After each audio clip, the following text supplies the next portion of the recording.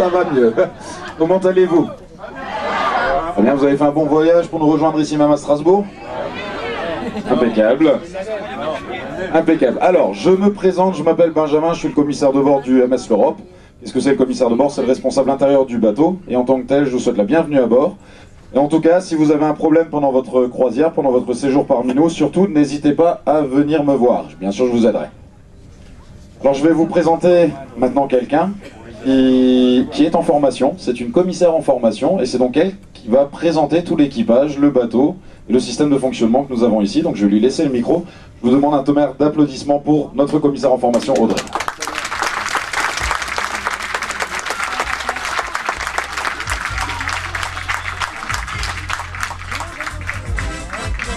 Eh bien, merci à toutes et à tous pour ce chaleureux accueil et encore une fois, à mon tour de vous souhaiter la bienvenue ici à bord du MS L'Europe, la bienvenue à bord ici au niveau du Salon Bar. Et mesdames et messieurs, eh bien, avant de vous présenter le bateau et son équipage, eh bien, j'aimerais vous présenter vous, les passagers, puisqu'en effet, à bord du bateau, nous avons plusieurs groupes, à savoir les passagers, le groupe Perrier. Les Perrier, où êtes-vous? Eh bien, bonsoir à vous. Nous avons également, eh bien, nos clients Croisières Europe, les personnes qui sont venues individuellement, en famille ou entre amis. Où êtes-vous? Où êtes-vous? Alors, bonsoir mesdames et messieurs, et nous avons également le groupe Rive Gauche, nos passagers du groupe Rive Gauche, où êtes-vous? À l'arrière. Bonsoir mesdames et messieurs.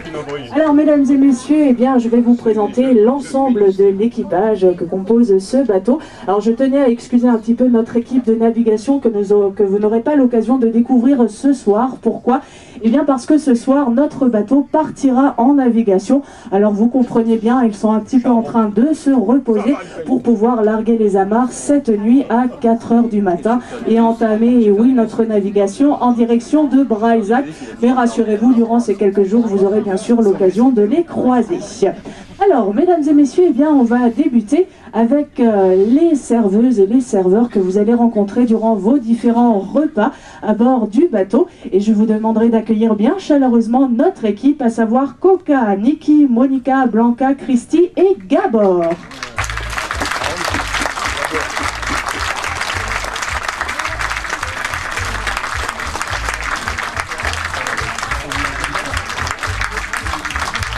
Elles sont également ici pour assurer bien sûr la propreté du bateau, et durant les repas elles donnent également des coups de main en cuisine. Et notre équipe d'hôtesses de cabine, eh bien, se compose de Vicky, Paula, Alicia, Aniko, Ilduko et Briggy.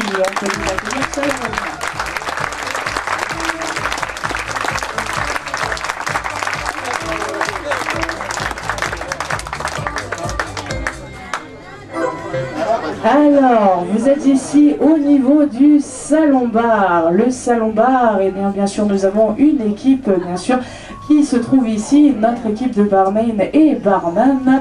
Et on dit souvent qu'on les reconnaît assez aisément, puisqu'en général, ils ont le nez tout rouge à force de goûter vos différents cocktails. Alors, est-ce que ça va bien être vrai?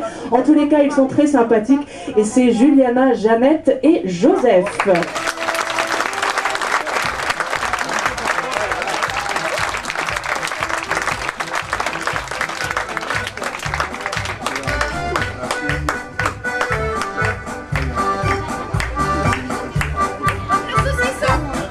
La musique est déjà adaptée, hein, vous voyez. À la musique, il assurera vos ambiances musicales, les soirées dansantes. J'ai nommé Pierre.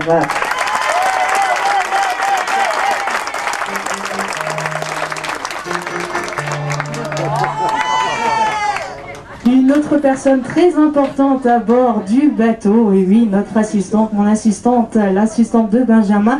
Elle s'occupera bien de vous tout au long de la journée. Elle sera là bien sûr pour vous accompagner lors de vos différentes sorties. C'est elle qui est en charge de l'ouverture de la boutique des différents jeux. J'ai nommé Alizé, notre animatrice derrière la scène.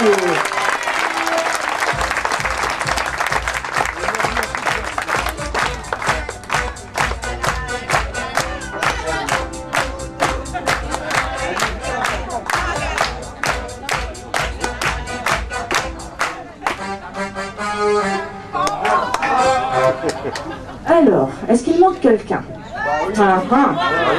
Alors, il manque vous, mais je crois de l'équipage, il manque encore quelqu'un. Avez-vous une idée?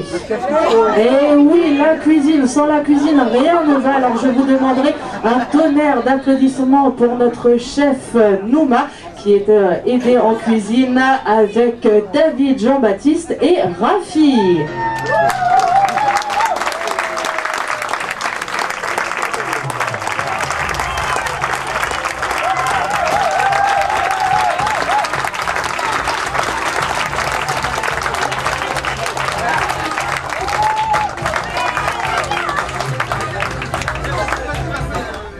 Eh bien, j'ai bien fait de vous le présenter. Hein.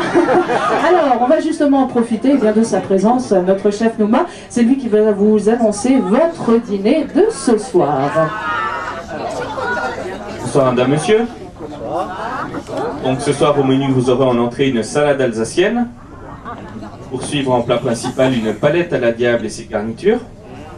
Et en dessert, un dôme tiramisu. Bon appétit, bonne soirée.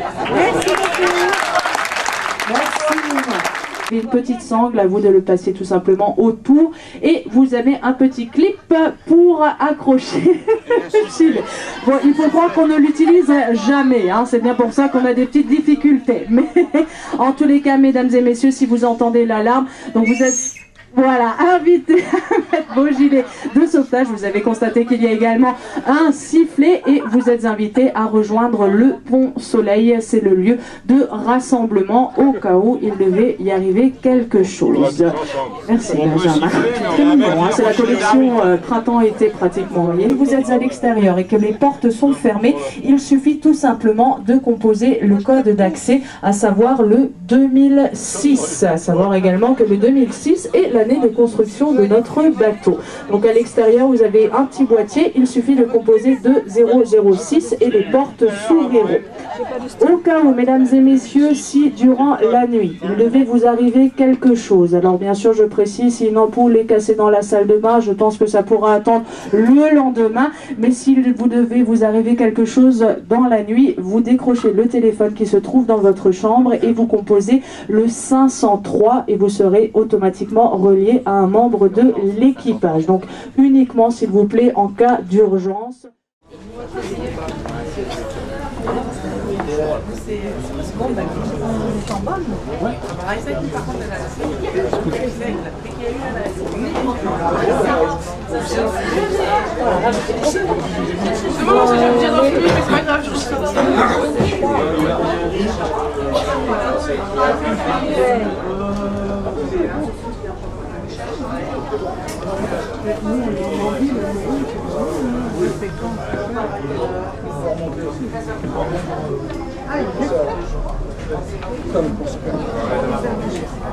Silence qui unit dans son lit les cheveux blancs de cheveux. Tous ensemble, elle court, la maladie d'amour dans le cœur des enfants. Et ces enfants sont différents. Elle chante, la rivière se rend. Ouais, il y en a, ouais.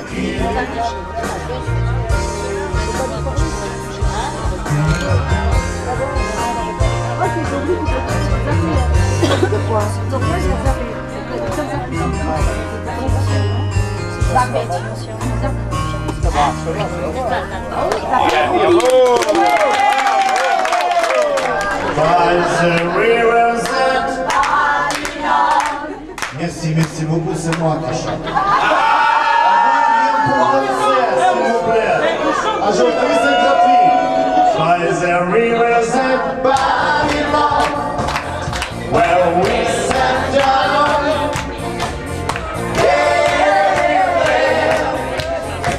Bobby remembers Zion. By the rivers at Babylon, where we sat down.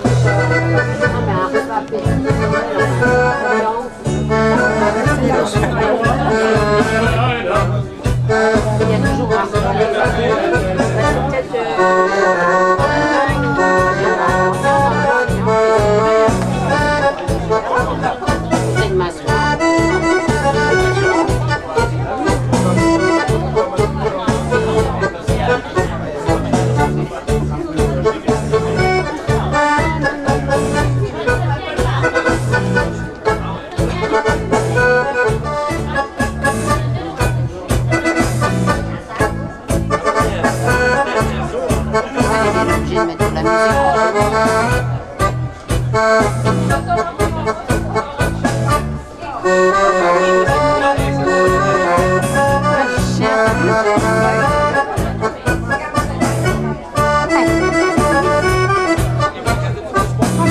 Si je trouve un truc comme ça, je vais acheter ça, ça fait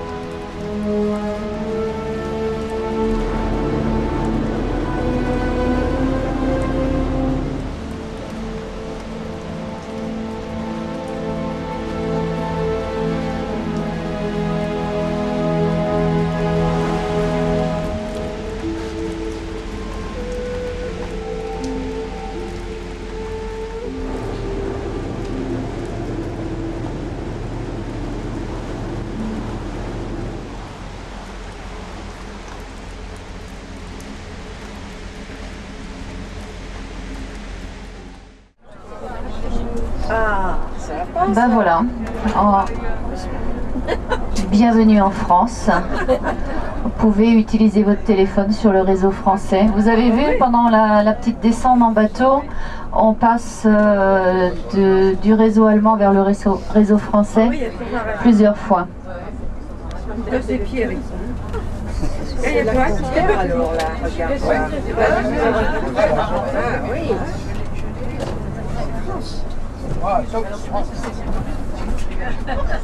Avec les petits gâteaux de Noël, les fameux bredela. Et c'est également un vin qu'on associe facilement au mets salé sucré, à la cuisine exotique. Et certains Gewürztraminer puissants sont servis avec le fameux fromage de Münster. Et pour les fêtes de table de fin d'année, on l'associe facilement avec une bûche de Noël ou un vin qui fait également merveille pendant la saison des asperges. Souvent les gastronomes servent un vin de muscat avec les asperges au printemps. Donc tout à l'heure, quand il fera un peu plus frais, vous vous laisserez tenter par ces fameux vins chauds qui sont présents dans tous ces chalets de Noël. Donc c'est un vin chaud qui est mélangé à des épices. Et il y a des bâtons de cannelle, de la clou de girofle, de la cardamone, des écorces d'orange, de citron. On rajoute soit du sucre, soit du miel. Il y en a qui sont un peu rallongés avec un petit peu de limonade. Et certains mettent aussi des fruits, un peu des bananes, des pommes. Enfin, c'est bien agréable. Et puis sur Colmar, cette année au niveau du vin chaud, la municipalité a innové en mettant des systèmes de consignes pour le vin chaud. Donc pour 1 €, on vous met à disposition un gobelet que vous pouvez garder ou rendre, et puis on vous redonne cette consigne d'1 €. Utilisé en totalité à l'heure actuelle.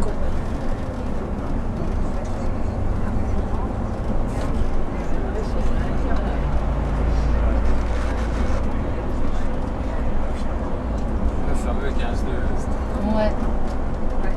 Donc de la vigne de Plaine. Et en face de nous, si on regarde la vigne, souvent pratiquement les coteaux sont couverts de vignes pratiquement aux premières forêts.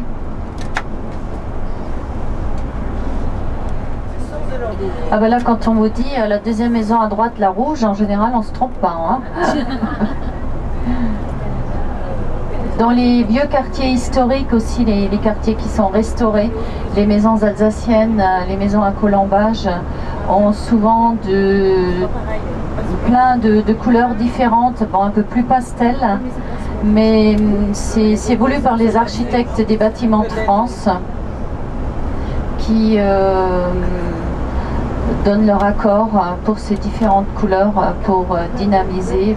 Sous le nom de route, vous avez donc la route des vins, il y a la route de la choucroute et il y a également une route des châteaux forts. Il y a pas moins de 500 ruines de châteaux forts qui sont répertoriées en Alsace.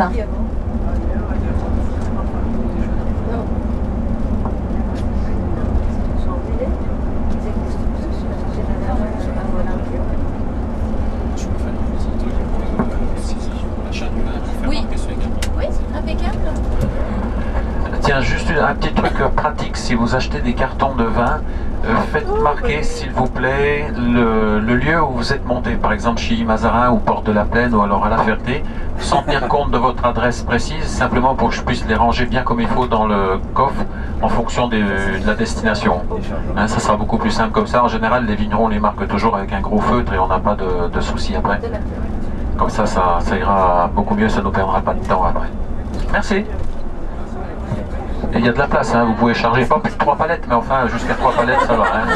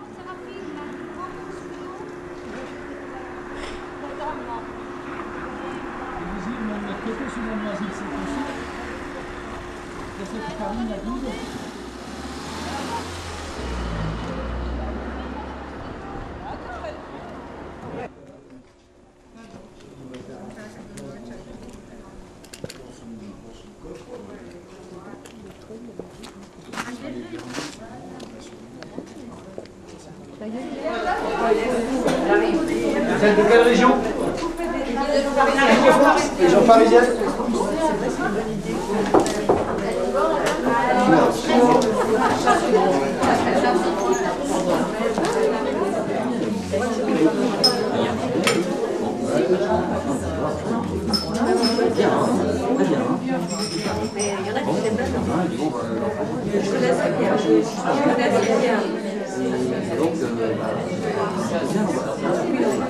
En Alsace, vous avez vu le vignoble d'Alsace, c'est assez long, hein, il fait une centaine de kilomètres. Ici, les vignes, ça pousse seulement jusqu'à 420 mètres d'altitude. Pas besoin d'altitude, la plaine, c'est à 280. Hein, au-dessus, il fait quand même froid. On est en Alsace il fait quand même un peu froid. Hein. Normalement, c'est une région sèche, vous avez vu, ça ne peut pas trop. Voilà. Et donc, la typicité de l'Alsace aussi, c'est les 7 cépages. Hein. Quand vous voulez un Riesling, c'est pas un village qui s'appelle Riesling, c'est la sorte de raisin. Vous les connaissez, je vais vous les rappeler. Sylvaner, Pinot Blanc, Pinot Noir, Pinot Gris, Muscat, Riesling et Gewürztraminer. Hein. Et du nord au sud de l'Alsace et dans tous les villages, tous les vignerons font tous les cépages. Il n'y en a pas un qui est spécialisé dans le Riesling et le voisin dans le Gewürz. Tout le monde fait. Et voilà. Et donc, vous avez vu aussi qu'on est encore nombreux à vivre de la vigne, pourvu que ça dure. Hein. Hein, nous sommes dans mon village, encore 25 exploitations agricoles. C'est-à-dire au moins 50 familles qui travaillent, 50 personnes qui travaillent dans le vin. Et il y a 48 déclarations de récolte, donc il y a 50 familles où il y a de la vigne. Pratiquement la moitié du village a de la vigne. Et c'est comme ça dans tous les vignobles, sur toute la route du vin. Quand même une activité importante. Et donc en Alsace, on cultive 15 000 hectares, ça fait en gros 150 millions de bouteilles. Je ne rentre pas trop dans les détails. Retenez, c'est 1 hectare, c'est 100 mètres sur 100. On a le droit de faire 10 000 bouteilles à l'hectare. Hein, donc c'est une bouteille au mètre carré, c'est la retenue. Hein, une bouteille au mètre carré. Hein, donc on fait 150 millions de bouteilles maximum. Vous voyez, c'est pas beaucoup, sachant qu'on exporte à peu près un tiers. Ça fait 100 millions à vendre en France, comme les 120 millions de Français, 60 millions de Français, pardon, ça fait donc à peine 2 par personne. Donc faites un effort. Et il y a des enfants dedans. Ouais, ouais, et puis ceux qui ne boivent pas. En gros, contrairement à certaines régions viticoles, comme le Beaujolais, les Côtes-du-Rhône, certains Bordeaux n'arrivent pas à tout vendre quand même, pourvu que ça dure. Hein. Alors cette année, la récolte était un peu plus petite, c'est pour ça que les paysans pleurent un peu. Pareil, c'est dans l'hygiène. On a porté les mouchoirs. Cette année, on a quand même fait 30% en moins. Hein, il y a un peu de gelée d'hiver. Normalement, la vigne, elle tient jusqu'à moins 22. Mais l'an dernier, il a fait tellement chaud qu'on a déjà cassé à moins 18, moins 19. Hein, et on a eu une mauvaise floraison. Rappelez-vous, jusqu'à la fête de la musique, il a fait très mauvais cette année. Donc ce n'est pas une année glorieuse, mais bon, ça fait partie du lot. Voilà, alors on va commencer la dégustation par le Pinot Blanc. On commence la dégustation par les vins un peu plus neutres, on va dire des vins plus fruités, carrément liquoreux comme la vendange tardive à la fin. Alors comme on a en goûté 7-8, je ne remplis pas tout à fait les verres. Mais si on a qui veut des verres pleins, vous pouvez y aller, il y en a quand même assez dans la table. Ah ben on vous a donné, on ne peut pas mécaniser ça. Donc nous on travaille par personne, par famille, pas par personne, 5-6 hectares. Alors, du bureau comme nous, on considère avec la vente du vin, c'est un plein temps pour 3 hectares. C'est pas des grandes surfaces. Hein. Il y a intérêt à faire des enfants, là. Ben, si vous voulez de la main-d'œuvre gratuite, il faut faire des enfants. Mais vous savez, maintenant, l'exploitation des enfants est totalement interdite. Moi, j'ai ma fille, j'ai 2 filles, j'en exploite qu'une. Alors, peu de temps, c'est elle qui va m'exploiter. Ici, on a toujours eu des exploitations familiales. Moi, j'ai travaillé 30 ans avec mon père, maintenant je travaille avec ma fille. En général, en Alsace, les enfants reprennent. Hein. Les exploitations, elles sont reprises. 80% des exploitations sont reprises, nous sommes 25, je pense que dans 10 ans, nous serons encore max. Donc maintenant, on va goûter le Riesling cuvée réservée. Parce qu'il ne doit pas dépasser 11 degrés d'alcool. Ensuite, on le laisse fermenter, ça fait bloubou le Gaspard. La fermentation, c'est bien des levures. En janvier, je le filtre, il est clair. Et au mois de mai, je le mets en bouteille. Et le jour de la mise en bouteille, j'ajoute par bouteille, c'est très précis, 25 grammes de sucre et des levures, et c'est la fermentation du sucre en alcool qui donne le gaz. C'est pour ça qu'il est trouble quand je mélange, vous voyez. Et 25 grammes de sucre, ça donne exactement 5 kg de pression. Donc 2 fois plus que dans un pneu, beaucoup de pression là. Ensuite, on laisse coucher la bouteille 1 an. Et après 1 an, comme on ne peut pas vendre un champagne trouble avec une capsule de bière, vous imaginez le chouarère en train de décapsuler la bouteille et d'asperger tout le monde. Qu'est-ce qu'on va faire? On va prendre cette bouteille et on la tourne 7-8 fois par jour durant 8 jours, et à 8 jours, tout le trouble il descend là. 1 centimètre. Et quand j'ai 5 000 bouteilles, je téléphone au dégorgeur, il va venir, il prend cette bouteille, il la met à moins 30 degrés Celsius durant 10 minutes dans un grand bac, pas toute la bouteille là où je la tiens. En 10 minutes, ça va faire un glaçon, donc tout le trouble est congé, le vin est clair. Là, il y a un glaçon là où je tiens la bouteille. Il tourne la bouteille, il a des capsules avec les 5-6 barres de glaçons, il saute, et c'est seulement après qu'on met le bouchon de champagne. Si on ne rajoute pas de sucre du tout, il est brut de brut. Si on rajoute un tout petit peu de sucre, il est brut. Si j'y rajoute beaucoup de sucre, il est demi-sec. Et donc avec le même bac, on fait brut, brut de brut ou demi-sec. Le crément. Fanny, tu suis un petit peu parce qu'ils sont un peu pressés. Die Pfalz alsacienne. Donc c'est pas du Clermont, c'est du Barry.